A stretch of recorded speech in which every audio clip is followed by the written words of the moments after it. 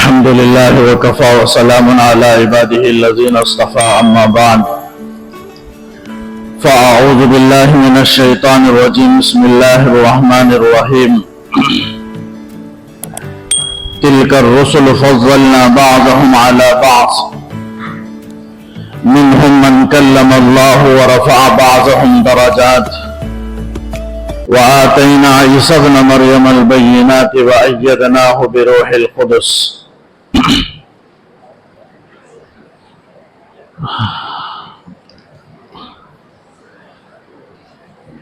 بزرگان محترم، تیسرے پارے کی یہ پہلی آیت ہے جس میں اللہ تعالیٰ انبیاء کرام رسولوں کے فرق مراتب کو اور آپس میں ایک دوسرے کی تفضیل کو بیان فرماتا ہے۔ کہا تلک الرسل فضلنا بعضهم علی بعض، یہ رسولوں کو ہم نے فضیلت دی ہے بعض کو بعض پر۔ اللہ تعالیٰ نے تقریباً 1.25 لاکھ انبیاء کرام علیہم السلام کو بھیجا انسانوں کی کامیابی کے لیے، ہدایت کے لیے۔ ان میں 313 رسول ہوئے۔ رسول کا مقام بڑا ہوتا ہے۔ رسول کہتے ہیں جن کو اللہ تعالیٰ نے جن پر وحی بھی نازل فرمائی، نئی کتاب اور نئی شریعت اللہ نے عطا فرمائی، ان کو رسول کہتے ہیں۔ اور نبی کو نئی شریعت نئی کتاب نہیں ملتی ہے، بلکہ پچھلے نبی کے اتباع میں امت کی ہدایت کے لیے ان پر وحی نازل کی جاتی ہے اور ان کو بندوں کے درمیان بھیجا جاتا ہے۔ لیکن رسول کا مقام اس سے بڑھ کر ہے کہ ان کو اللہ تعالیٰ کتاب بھی عطا کرتا ہے، نئی شریعت بھی۔ تو 313 رسول آئے اور آپس میں ایک دوسرے پر فضیلت بھی ان کو حاصل ہے۔ ایسا نہیں ہے کہ سب کا مقام برابر ہے، اللہ تعالیٰ نے ایک کے مقام کو دوسرے پر فضیلت دی، ایک کے مقام کو اللہ تعالیٰ نے بڑھایا۔ اسی کو یہاں فرمایا تلک الرسل فضلنا بعضهم علی بعض، کہ ان رسولوں کو ہم نے فضیلت دی ہے بعض کو بعض پر۔ دو کا اللہ تعالیٰ نے تذکرہ کیا یہاں، موسیٰ علیہ السلام ہے، عیسیٰ علیہ السلام ہے۔ ان کو کیا اللہ نے کیسے فضیلت دی آگے آیت میں تذکرہ ہے۔ بہرحال اگر ہم کو یہ حکم ہے، یہ جو فضیلت ہے اللہ کے علم میں ہے، کون انبیاء کس سے افضل ہیں یہ اللہ کے علم میں ہے۔ اللہ کے نزدیک ایک دوسرے کا مقام میں فرق ہے، لیکن ہم فرق نہیں کریں گے، ہم انبیاء اور رسولوں کے درمیان تفریق نہیں کریں گے۔ اسی کو کہا گیا لا نفرق بین احد من رسلہ، اللہ کے رسولوں میں کسی کے درمیان ہم تفریق نہیں کریں گے، کسی کے مقام کو بڑھا کر کسی کے مقام کو کم کر کے ہم پیش نہیں کریں گے۔ ہمارے لیے تفریق کی اجازت نہیں ہے۔ ہاں اگر کوئی دلیل ہو کہ کوئی رسول افضل ہے فلاں رسول سے، اگر روایت سے حدیث سے اگر افضلیت کا پتہ چلے تو اسے بیان کیا جا سکتا ہے، لیکن دلیل کے بغیر، علم کے بغیر، کسی روایت کے بغیر آدمی اپنے طور پر کسی نبی کو فضیلت نہیں دے سکتا، کسی کے مقام کو کم بیان نہیں کر سکتا۔ تو اسی کو کہا گیا لا نفرق بین احد من رسلہ۔ یہ عقیدہ، یہ خیال رکھے کہ ہم رسولوں کے درمیان، سب کے درمیان ہم برابری کے ساتھ احترام کا سلوک کرتے ہیں۔ سب کو اللہ کا پیغمبر، اللہ کے بھیجے ہوئے ہم مانتے ہیں، سب کا احترام کرتے ہیں۔ یہ ہمارا تصور ہونا چاہیے، رسولوں میں تفضیل نہیں ہونا چاہیے، لیکن کسی دلیل کی بنیاد پر۔ لیکن آپ صلی اللہ علیہ وسلم نے فرمایا، شروع میں ابتدا میں آپ نے فرمایا لا تفضلوا بین انبیاء اللہ، اللہ کے نبیوں کے درمیان مجھے فضیلت نہ دو۔ اب آپ صلی اللہ علیہ وسلم کا مقام تو سب سے بڑھ کر ہے، لیکن بعد میں اس کا علم ہوا۔ شروع میں آپ صلی اللہ علیہ وسلم نے فرمایا کہ نبیوں کے درمیان، یعنی میرا تذکرہ ایسا نہ کرو دوسرے نبی کے مقابلے میں کہ ان کا مقام کم معلوم ہونے لگے۔ شروع میں آپ صلی اللہ علیہ وسلم نے بیان فرمایا لا تفضلوا بین انبیاء اللہ، جیسے اور ایک حدیث بھی ہے لا تخیرونی علی موسیٰ، موسیٰ پر مجھے فضیلت مت دو. اور ایک حدیث بھی ہے کہ میں نہیں کہتا کسی کو کہ وہ یونس ابن متیٰ سے افضل ہے. یعنی آپ صلی اللہ علیہ وسلم کہتے ہیں کہ یونس ابن متیٰ سے کسی کو میں افضل نہیں کہتا. یہاں تک کہ آپ صلی اللہ علیہ وسلم اپنے بارے میں فرما رہے کہ میں بھی ہو سکتا ہے. یعنی شروع زمانے کی حدیثیں ہیں. اس میں ایک حدیث ہے لا تخیرونی علی موسیٰ, موسیٰ پر مجھے اختیار مت کرو, موسیٰ پر مجھے فضیلت مت دو. یہ شروع میں آپ نے فرمایا. روایتوں میں آتا ہے, حدیث میں, ایک مرتبہ ایک مسلمان اور یہودی کے درمیان گفتگو ہوئی, بات چیت ہوئی. یہودی نے کہا کہ اللہ کا فضل ہے اس خدا کے واسطے سے میں کہتا ہوں جس خدا نے موسیٰ کو سب سے افضل قرار دیا. تو مسلمان کو غصہ آیا اور کہنے لگا کہ آپ محمد صلی اللہ علیہ وسلم سب سے افضل ہیں. اور مسلمان کو غصہ آیا, یہودی کو ایک تھپڑ لگا دیا. اب مقدمہ آپ صلی اللہ علیہ وسلم کی خدمت میں پہنچا. آپ صلی اللہ علیہ وسلم تھے اس زمانے, آپ کی خدمت میں پہنچا تو آپ صلی اللہ علیہ وسلم نے اس موقع پر فرمایا کہ لا تخیرونی علی موسیٰ, موسیٰ پر مجھے فضیلت اختیار مت کرو, فضیلت مت دو. اس کے بعد آپ نے فرمایا کہ قیامت میں سب بے ہوش ہو جائیں گے اور سب سے پہلے میں ہی ہوش میں آؤں گا. پھر آپ صلی اللہ علیہ وسلم نے فرمایا سب سے پہلے میں ہوش میں آؤں گا. تو میں دیکھا موسیٰ علیہ السلام کو کہ عرش کے پائے کو پکڑ کر آپ بیٹھے ہوئے ہیں. تو میں ہوش میں آنے کے بعد دیکھا کہ سب سے پہلے میں ہوش میں آیا, لیکن موسیٰ علیہ السلام کو دیکھ رہا ہوں کہ عرش کے پاؤں کو آپ پکڑ کر بیٹھے ہوئے ہیں. تو آپ نے فرمایا مجھ سے پہلے موسیٰ علیہ السلام یا تو ہوش میں آ گئے یا بے ہوشی نہیں ہوئے. اس لیے کہ کوہ طور میں جو بے ہوشی ہوئی اسی بے ہوشی کے بدلے میں قیامت کے دن حضرت موسیٰ علیہ السلام پر بے ہوشی نہیں طاری کی گئی. اس لیے کہ دنیا میں کوہ طور پر بے ہوشی طاری کر دی گئی, اس کے مقابلے میں ان کو بچا لیا گیا آخرت میں. آپ صلی اللہ علیہ وسلم نے بیان فرمایا.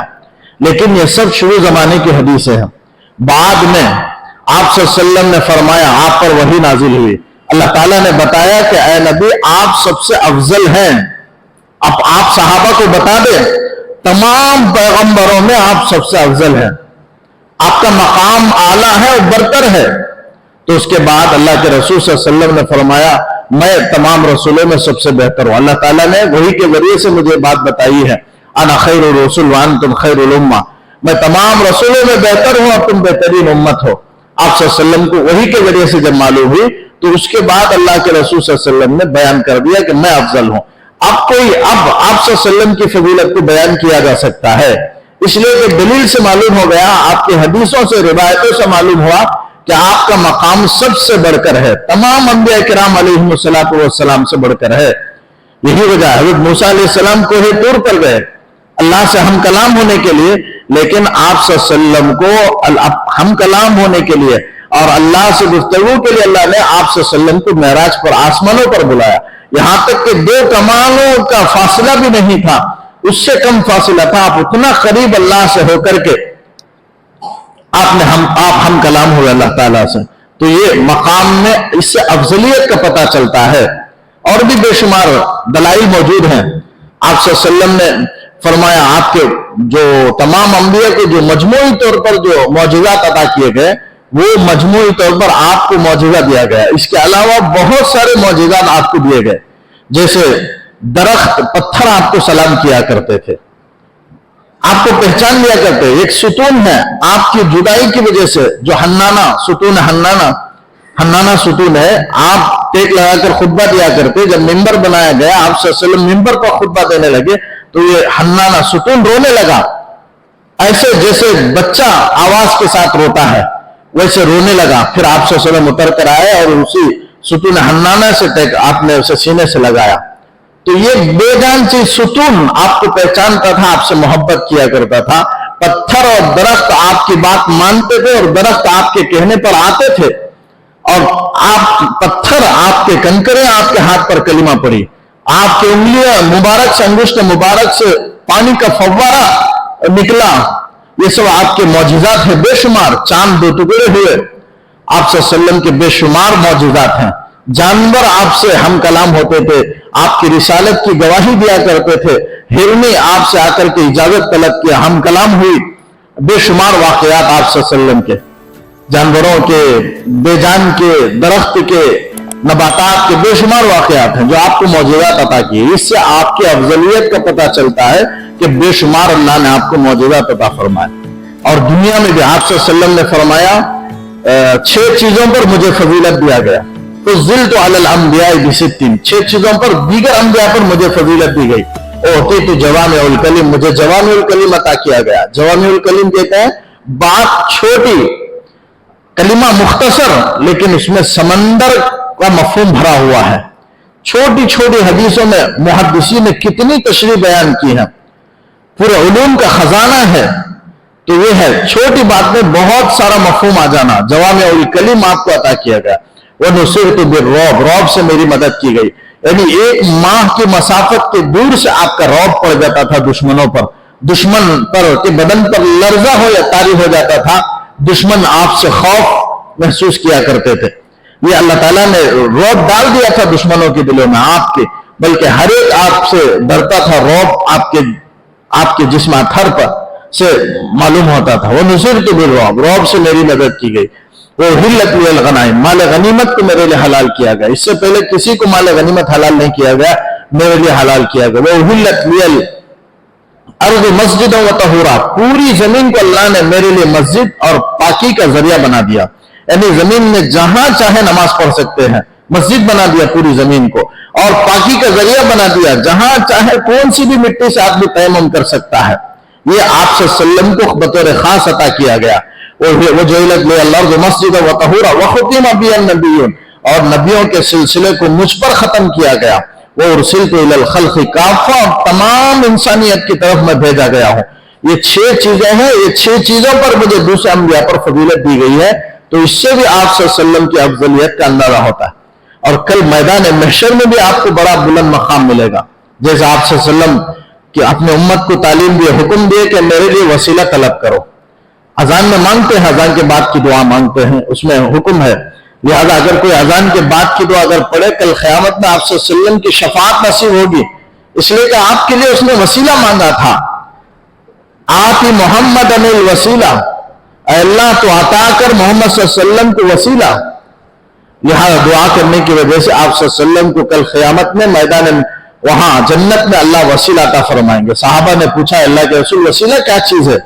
तो आप सल्लल्लाहु अलैहि वसल्लम ने फरमाया एक सबसे जन्नत में बुलंद दर्जा है जहां एक इंसान ही रह सकता है, एक इंसान के लिए बनाया गया और उसके अलावा किसी के लिए नहीं बनाया गया, और सबसे ऊंचा तमाम इंसानों से बुलंद मकाम रखने वाला होगा, वो मकाम है वसीला।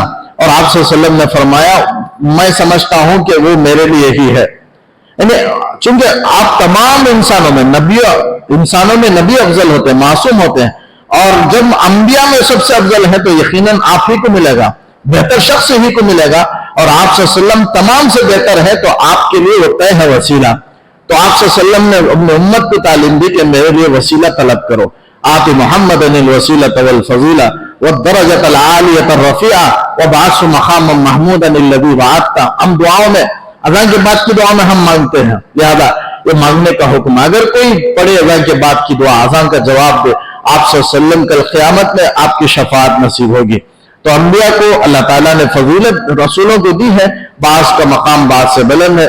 लेकिन अगर फजीलत हदीस से साबित है तो उसे बयान किया जा सकता है। जैसे आप सल्लल्लाहु अलैहि वसल्लम की फजीलत तमाम अंबिया पर है, आपकी फजीलत को, आपके हुस्न अखलाक को, आपके कमालात को, आपके दर्जात को सबसे बढ़कर बयान किया जा सकता है।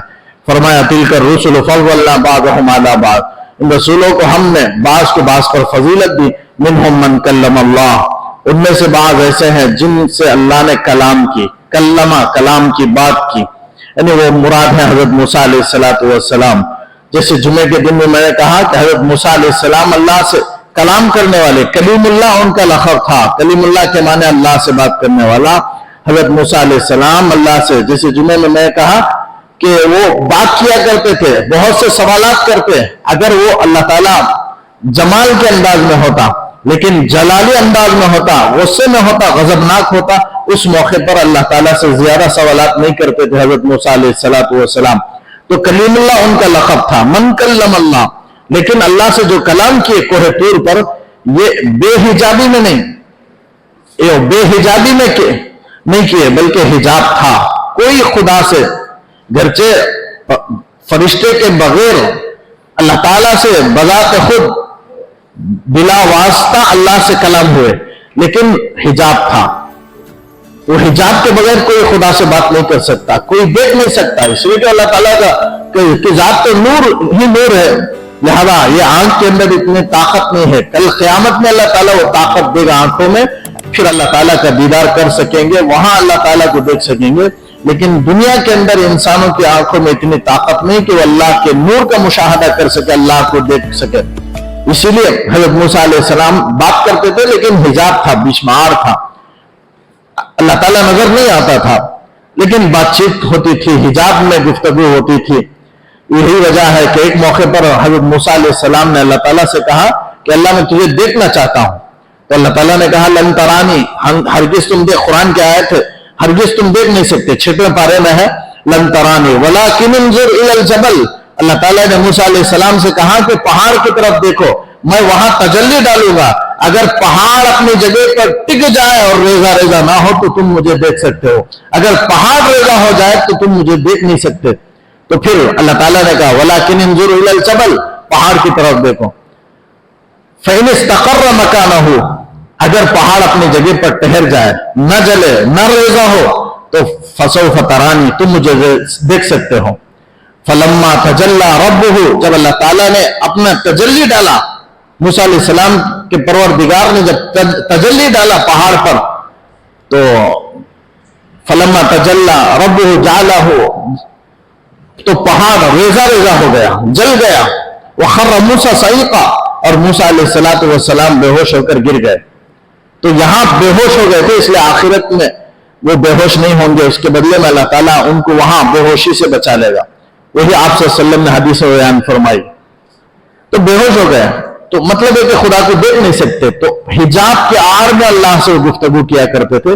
بہرحال منہم من کا اللہ، ایک مقام، ایک رسول ایسے بھی تھے جن کو اللہ نے یہ مقام دیا تھا کہ وہ اللہ سے بات کیا کرتے تھے۔ ورفع بعضهم درجات، اور بعض کے درجات کو اللہ نے بلند کیا، اعلیٰ کیا۔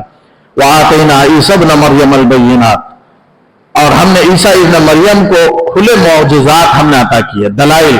بینات سے مراد دلائل ہے، اور دلائل سے مراد معجزات ہے۔ یہاں عیسیٰ ابن مریم کا ذکر ہے۔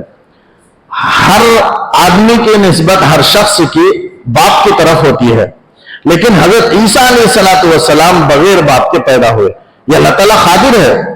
لیکن یہودی عیسیٰ علیہ السلام کو خدا، وہ نبی نہیں مانتے، رسول نہیں مانتے، اس لیے کہ ان کا عقیدہ تو موسیٰ علیہ السلام پر ہے، اور اس کے بعد کے پیغمبروں کو نہیں مانتے، پچھلے پیغمبروں کو مانتے ہیں، لیکن حضرت عیسیٰ بعد کے جو حضرت عیسیٰ علیہ السلام ہے، جو بنی اسرائیل کے آخری پیغمبر ہیں، ان کو بھی نہیں مانتے۔ اور اس کے 500-600 سال کے بعد جو حضور نبی کریم صلی اللہ علیہ وسلم تشریف لائے، ان کو بھی یہودی نبی نہیں مانتے۔ تو اس سے پہلے حضرت موسیٰ علیہ السلام کو ماننے والے، تو اس لیے حضرت یہاں ایک نقطہ بیان کر رہا ہوں، عیسیٰ ابن مریم اللہ نے کیوں کہا؟ اس لیے کہا کہ عیسائیوں کی بھی تردید ہے، یہودیوں کی بھی تردید ہے۔ یہودی عیسیٰ علیہ السلام کو نعوذ باللہ ناجائز اولاد کہتے تھے، چونکہ بغیر باپ کے پیدا ہوئے تھے، اس لیے یہودی ایسا کہا کرتے تھے، العیاذ باللہ، یہ اتنی گستاخی کیا کرتے تھے۔ لیکن عیسائی حضرت عیسیٰ علیہ السلام کے ساتھ اتنا غلو کیا احترام میں کہ ان کو خدا کا بیٹا ٹھہرا دیا، دونوں غلط ہیں۔ لیکن مسلمان جو تصور رکھے ہوئے ہیں بہترین اور صحیح بالکل حق تصور ہے، وہ ہے کہ اللہ کا پیغمبر اور رسول ماننا۔ ہم موسیٰ علیہ السلام کو بھی کا احترام کرتے، رسول مانتے ہیں، عیسیٰ علیہ السلام کو بھی ہم مانتے ہیں کہ اللہ کے رسول ہے اور اللہ کے مقدس شخصیات ہیں، یہ سب ہم ان کی شان میں گفتگو بے ادبی نہیں کرتے، ہم احترام کرتے ہیں، چونکہ وہ اللہ کے پیغمبر ہیں، اللہ کے رسول ہیں۔ لیکن ہمارا ایمان حضور نبی کریم صلی اللہ علیہ وسلم پر ہے، چونکہ ایک نبی آنے کے بعد پچھلے نبی وہ منسوخ، ان کی شریعتیں، ان کے احکامات منسوخ ہوا کرتے، بعض وقت منسوخ ہوتے، بعض وقت نہیں ہوتے، تو یہ تو رسول ہیں۔ اور آپ صلی اللہ علیہ وسلم پر مستقل اللہ نے کتاب اتاری ہے، تو یہ آخری کتاب ہے، آپ صلی اللہ علیہ وسلم کو بھیجا تو آخری پیغمبر ہیں، آخری رسول ہیں آپ صلی اللہ علیہ وسلم۔ اور آپ پر نبیوں کا سلسلہ ختم کر دیا گیا. تو عیسائیوں کی بھی تردید ہے. یہاں عیسیٰ ابن مریم اللہ تعالیٰ کہہ کر بتاتے ہیں کہ عیسیٰ علیہ السلام مریم کے بیٹے ہیں، خدا کے بیٹے نہیں ہیں. یہ عیسائیوں کو اللہ نے بتایا، اور یہودیوں کو بتایا کہ مریم کے بیٹے ہیں، یہ ناجائز اولاد نہیں ہے. یعنی اللہ نے نسبت ماں کی طرف کی ہے، چونکہ بغیر باپ کے پیدا ہوئے. اللہ تعالیٰ ہر چیز پر قادر ہے. ماں باپ کے ساتھ بھی پیدا کر سکتا ہے جیسے ہم ہیں، بغیر ماں باپ کے بھی پیدا کر سکتا ہے جیسے حضرت آدم علیہ السلام ہے، اور بغیر ماں کے بھی پیدا کر سکتا ہے، بغیر ماں کے جیسے صرف مرد سے، جیسے حضرت حوا علیہ السلام ہے کہ صرف آدم سے اللہ نے ان کو بنایا. اور بغیر ماں کے بھی اللہ تعالیٰ پیدا کر سکتے ہیں بغیر باپ کے، جیسے حضرت عیسیٰ علیہ السلام ہے. تو ایک ایک مثال اللہ نے قائم کر دی، ماں باپ کے ساتھ، ماں باپ کے بغیر، صرف ماں کے ساتھ، صرف باپ کے ساتھ. صرف ماں کے ساتھ حضرت عیسیٰ علیہ السلام کو پیدا کیا، صرف باپ سے یعنی صرف مرد سے وہ حضرت حوا کو اللہ نے پیدا کیا، اور ماں باپ کے بغیر آدم علیہ السلام کو پیدا کیا. ماں باپ کے ساتھ جیسے ہم سب ہیں. بہرحال چاروں طریقے کی ایک ایک مثالیں اللہ نے قائم کر کے بتا دیا کہ اللہ ہر چیز پر قادر ہے، اللہ قدرت رکھتا ہے، اس سے کوئی چیز قدرت سے باہر نہیں، اللہ عاجز نہیں. وَآتَيْنَا عِيسَى ابْنَ مَرْيَمَ الْبَيِّنَاتِ، عیسیٰ ابن مریم کو ہم نے عطا کیا واضح نشانیاں. ایک مسئلہ یہاں عرض کرنا چاہتا ہوں کہ کسی کا نکاح ہوا، نکاح کے بعد بچے کی پیدائش کے لیے شریعت میں کم سے کم 6 مہینے کا ہونا ضروری ہے. 6 مہینہ سے اگر کم ہے تو بچہ وہ شوہر کا نہیں کہلائے گا، بلکہ ولد الزنا کہلائے گا، ناجائز بچہ ہوگا. تو بہرحال نکاح کم سے کم مدت شریعت میں 6 مہینہ ہے. تو 6 مہینے کے اندر اگر بچہ پیدا ہو جائے اور اس عورت کا نکاح بھی ہو چکا ہے کسی مرد سے، اور نکاح ہو کر 6 مہینے کے اندر بچہ پیدا ہو گیا، تو اس بچے کی نسبت ماں کی طرف کر دی جائے گی، باپ کی طرف نہیں. اس لیے کہ 6 مہینے سے اندر میں بچہ پیدا ہوا. اب 6 مہینے کے بعد اگر ہوا تو شوہر کی طرف، مرد کی طرف اس کی نسبت کی جائے گی. 6 مہینے کے اندر ہو تو ماں کی طرف نسبت کی جائے گی. وَآتَيْنَا، یہاں تو اللہ تعالیٰ بغیر باپ کے حضرت عیسیٰ علیہ السلام کو بغیر مرد کے صرف مریم سے اللہ نے پیدا کیا، اسی لیے مریم کی طرف اللہ نے نسبت کی. فرمایا ہم نے عیسیٰ ابن مریم کو دلائل عطا کیے. وَأَيَّدْنَاهُ بِرُوحِ الْقُدُسِ، روح القدس سے ہم نے ان کی تائید کی. یعنی حضرت عیسیٰ علیہ السلام کی اللہ نے مدد کی، تائید کی، قوت دی. حضرت جبرائیل علیہ السلام، روح القدس سے مراد جبرائیل علیہ السلام ہے. یعنی ہمیشہ حضرت عیسیٰ علیہ السلام کے ساتھ رہا کرتے. کیوں؟ یہودی حضرت عیسیٰ علیہ السلام کو قتل کرنے کے در پہ تھے، تو یہودیوں سے حفاظت کے لیے حضرت جبرائیل علیہ السلام ہمیشہ عیسیٰ علیہ السلام کے ساتھ رہا کرتے تھے، یہاں تک کہ جو آسمان پر اٹھا لیے گئے حضرت جبرائیل علیہ السلام کے ذریعے سے اٹھائے گئے. وَلَوْ شَاءَ اللَّهُ مَا اقْتَتَلَ الَّذِينَ مِن بَعْدِهِم مِّن بَعْدِ مَا جَاءَتْهُمُ الْبَيِّنَاتُ. اللہ تعالیٰ کہتا ہے اگر اللہ چاہتا تو وہ لوگ قتال نہ کرتے ان کے بعد، یعنی ان پیغمبروں کے بعد جو لوگ آئے وہ لوگ آپس میں قتل و قتال نہیں کرتے اگر اللہ چاہتا. من بعد ما جاءتهم البینات، بعد اس کے کہ ان کے پاس واضح نشانیاں آ چکی ہیں، یعنی حق بات کی واضح نشانیاں آ چکی تھیں. اس کا مقتضا تو یہ تھا کہ وہ سب کے سب وہ حق بات کو مان کر کے آپس میں متحد ہو جاتے، لیکن ولکن اختلفوا، لیکن متحد نہیں ہوئے، آپس میں اختلاف کرنے لگے، دینی معاملے میں اختلاف کرنے لگے. فمنهم من آمن ومنهم من کفر، بعض ایمان لائے ان میں سے اور ان میں سے بعض کفر اختیار کیے. وَلَوْ شَاءَ اللَّهُ مَا اقْتَتَلُوا، اگر اللہ چاہتا تو وہ آپس میں دینی معاملے میں نہیں لڑتے، یہاں تک کہ قتل و قتال کی تک نوبت پہنچ گئی، آپس میں قتل و قتال کرنے لگے. اللہ تعالیٰ کہتا ہے اگر اللہ چاہتا تو وہ آپس میں قتل و قتال نہیں کرتے، سب کو اللہ ہدایت دیتا. وَلَوْ شَاءَ اللَّهُ لَهَدَاكُمْ أَجْمَعِينَ، اگر اللہ چاہتا تو بیک وقت سب کو ہدایت دے سکتا ہے، لیکن اللہ نہیں دیتا، اللہ کی مشیت کے خلاف ہے. کیوں ہے؟ ایک تو دنیا دار الاسباب ہے، اللہ تعالیٰ نے انسان کو آزمائش کے لیے جنت بنایا، جہنم بنایا. اگر سب کو ہدایت دیتا تو پھر جہنم کس کے لیے ہے؟ تو اس لیے اللہ نے آزادی دے دی، اختیار دے دی، اور انجام بھی بتا دیا. یہ نیک عمل ہے، یہ برا عمل ہے، اس کا انجام جنت ہے، اس کا انجام جہنم ہے. تو دونوں راستے اللہ نے بتا دیے، دونوں کے انجام بتا دیے، اور آزادی اور اختیاری دے دی. تو یہ ہے اصل، اپنی خوشی سے آدمی اللہ کو مانے، یہ سب سے اصل ہے. اس لیے اللہ تعالیٰ نے زبردستی ہدایت نہیں دی. जैसे आज अगर कहा जाए, दूसरों से पूछा जाए दीन इस्लाम अगर तुमको मिल जाए तो तुम खुश होगे, तो वो कहेंगे हमें दीन इस्लाम हमें पसंद नहीं। आज के कुफार कहेंगे, तो ये तो अगर उनको ईमान दे दिया जाए, इस्लाम दे दिया तो जबरदस्ती है, और अल्लाह ताला किसी पर जबरदस्ती नहीं करते। इसलिए यानी अल्लाह ताला अपनी खुदरत बयान कर रहा है कि अगर चाहता तो सबको बैक और हिदायत दे सकता है, लेकिन ये उसकी हिकमत के खिलाफ है। अल्लाह ताला की हिकमतें भी होती हैं और अल्लाह की कुदरतें भी होती हैं, तो हिकमत के खिलाफ होने की वजह से अल्लाह ने ऐसा नहीं किया। फरमाया वलो शाअ अल्लाहु मख्ततलू वलाकिन अल्लाह यफ़अलु मा युरीद, लेकिन अल्लाह ताला वो करता है जो वो चाहता है। यानी अल्लाह की मशीयत, अल्लाह का इरादा वो होकर रहता है, उसके इरादे के मुताबिक ही वो करता है। वो करता है अपनी कुदरत से, मा युरीद जो चाहता है अपनी हिकमत से। अल्लाह ताला की चाहत बगैर हिकमत की नहीं होती, हर चीज में हिकमत है। अल्लाह जो चाहता है उसमें हिकमत है, और जो चाहता है उसमें हिकमत है, और जो पूरा करता है अल्लाह अपनी कुदरत से, अपनी ताकत से उसे पूरा करके दिखाता है। हदीस में आता है, इस आयत के इस हिस्से के तहत में मुफस्सिरीन ने लिखा है कि अकीदा, तकदीर पर ईमान बहुत जरूरी है। आप सल्लल्लाहु अलैहि वसल्लम ने फरमाया कल क़यामत के मैदान में उहद पहाड़ के बराबर भी अगर अल्लाह ताला को सोना देने की बात करे आदमी कि मैं उहद पहाड़ के बराबर सोना दे दूंगा, लेकिन मुझे अजाब से बचा लिया जाए, जहन्नम के अजाब से बचा लें, तो वहां अल्लाह ताला कबूल नहीं करेंगे जब तक कि उसका अकीदा तकदीर पर ना हो। इस तरह कि जो कुछ मुझे पहुंचना है पहुंच कर रहेगा, जो नहीं पहुंचना है मुझे नहीं पहुंचेगा।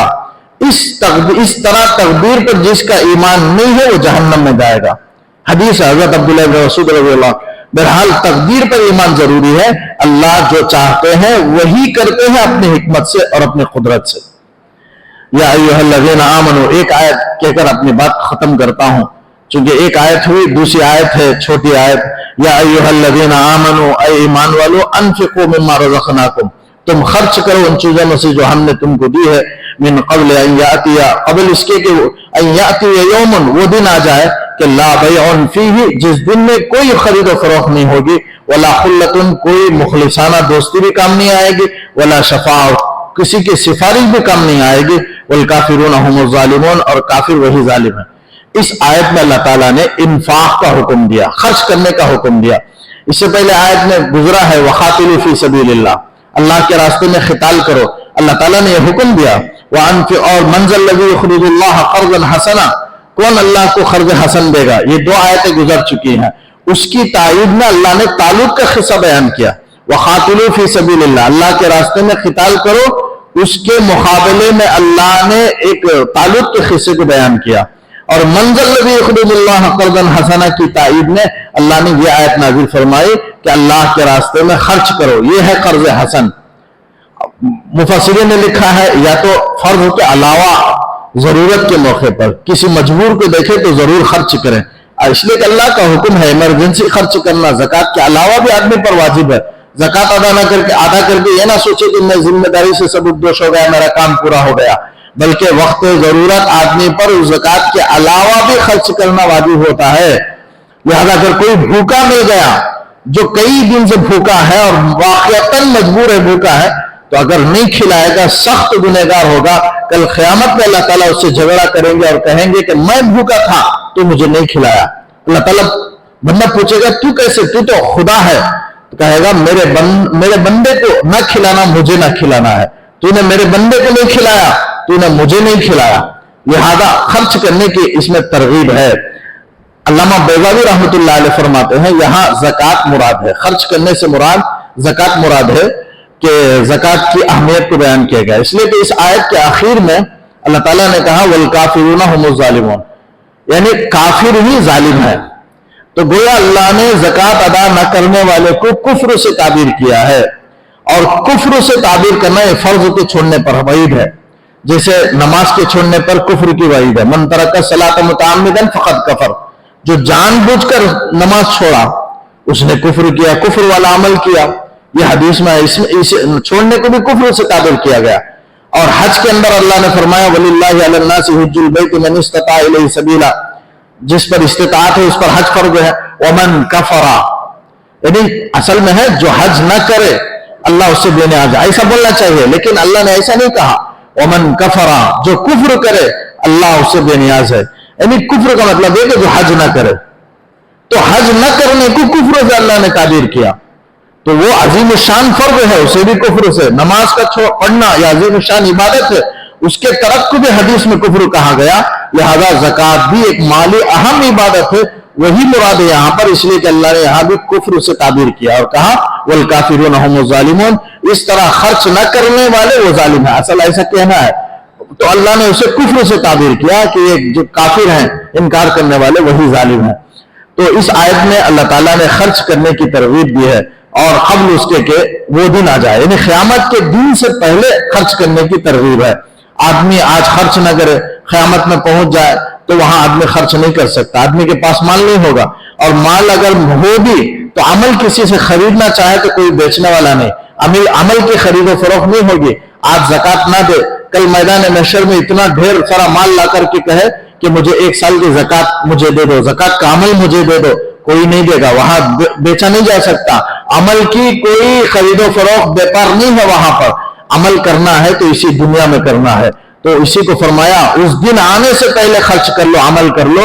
لا بیع فیہ، جس دن میں کوئی عمل نہیں خریدی جائے گی، خرید و فروخت نہیں ہوگی. ولا خلۃ، کوئی خاص مخلصانہ دوست ہے تو اپنا عمل وہ نہیں دے گا، مخلص دوست بھی وہاں کوئی عمل نہیں دے گا، وہاں مخلصانہ دوستی بھی کام نہیں آئے گی.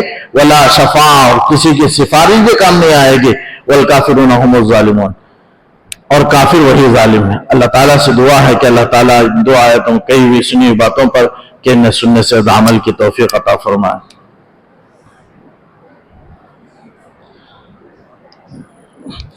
اللهم صل على سيدنا محمد وعلى آل سيدنا محمد وبارك وسلم عليه. ربنا آتنا في الدنيا حسنة وفي الآخرة حسنة وقنا عذاب النار. ربنا ظلمنا أنفسنا وإن لم تغفر لنا وترحمنا لنكونن من الخاسرين.